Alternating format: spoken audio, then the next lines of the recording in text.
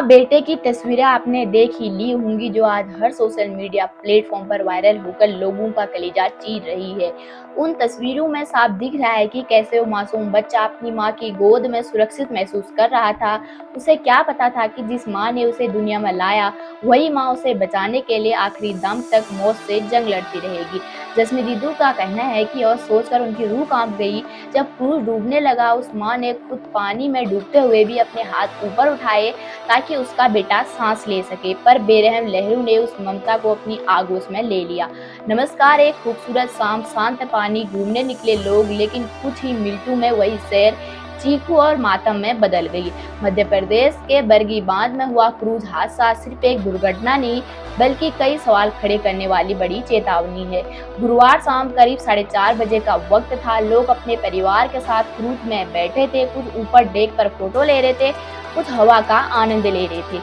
लेकिन अचानक मौसम ने करवट ली। मौसम विभाग पहले ही 40 से 50 किलोमीटर प्रति घंटे की तेज हवाओं का अलर्ट दे चुका था, फिर भी क्रूज ऑपरेशन जारी रहा। यहीं से कहानी ने खतरनाक मोड़ लेना शुरू किया। करीब 90 लोगों की क्षमता वाली नाव में उस वक्त लगभग 40 लोग सवार थे, यानी ओवरलोडिंग नहीं थी नाव में।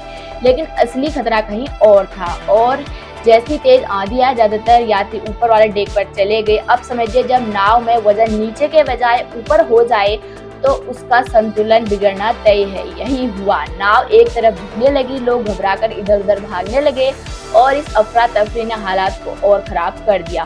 कुछ ही मिनटों में पूरी नाव के अंदर पानी घुस गया, नीचे बैठे लोग फंस गए। ऊपर लोगों के पास रुकने का बचने का थोड़ा मौका था, लेकिन नीचे वालों के लिए नाव जाल बन गया था। देखते ही देखते क्रूज डूबने लगा और लोगों की चीखें पूरे इलाके में गूंजने लगी।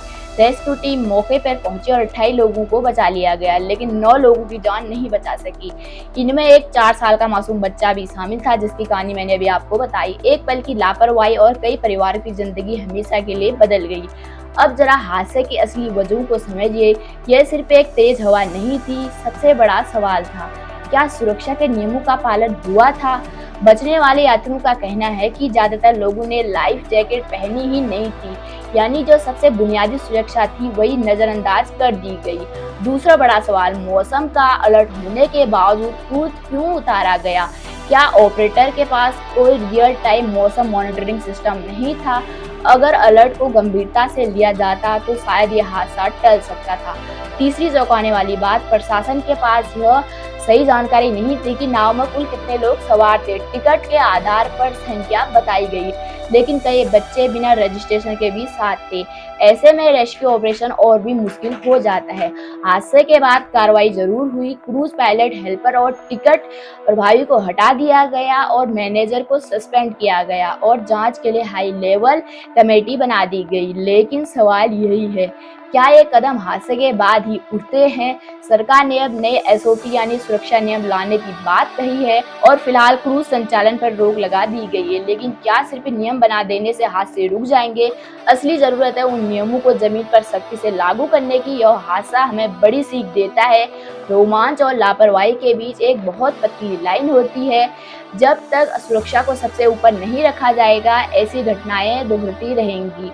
तो अगली बार जब आप किसी क्रूज या बोट में बैठे तो सिर्फ मजा नहीं, अपनी सुरक्षा भी याद रखें। लाइफ जैकेट पहने, मौसम का ध्यान रखें और नियम को हल्के में न लें, क्योंकि एक छोटी सी गलती आपकी जिंदगी का सबसे बड़ा पछतावा बन सकती है। अब सवाल आपसे है, क्या आपको लगता है कि हमारे देश में टूरिज्म से ज्यादा सेफ्टी पर ध्यान देने की जरूरत है? एक कमेंट जरूर कीजिएगा। धन्यवाद।